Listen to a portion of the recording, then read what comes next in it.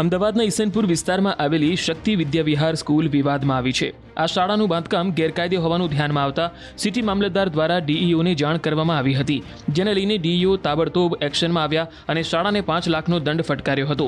સાથે જ ગેરકાયદે બાંધકામ મામલે ખુલાસો કરવા પણ આદેશ આપ્યો હતો।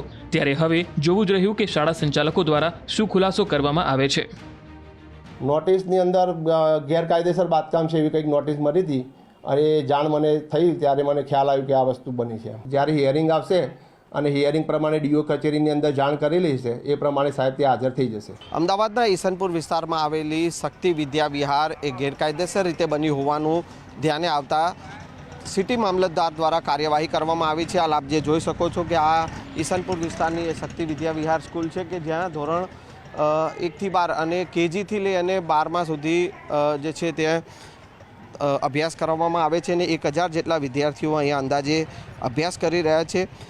ગેરકાયદેસર બિલ્ડિંગ હોવાના કારણે સિટી મામલતદાર દ્વારા કાર્યવાહી કરવામાં આવી છે અને સિટી મામલતદારે અમદાવાદ જિલ્લા શિક્ષણ અધિકારીને પણ આ અંગે ધ્યાન દોરતા જિલ્લા શિક્ષણ અધિકારીએ 5 લાખ રૂપિયાનો દંડ વસૂલવાનો હુકમ કર્યો છે અને સાથે સાથે તાત્કાલિક ધોરણે આ મામલે ખુલાસો કરવા માટે પણ આદેશ કરવામાં આવ્યો છે।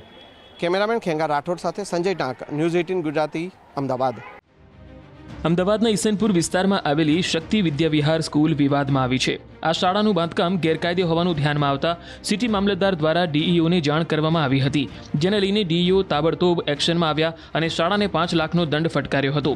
સાથે જ ગેરકાયદે બાંધકામ મામલે ખુલાસો કરવા પણ આદેશ આપ્યો હતો। ત્યારે હવે જોવું જ રહ્યું કે શાળા સંચાલકો દ્વારા શું ખુલાસો કરવામાં આવે છે।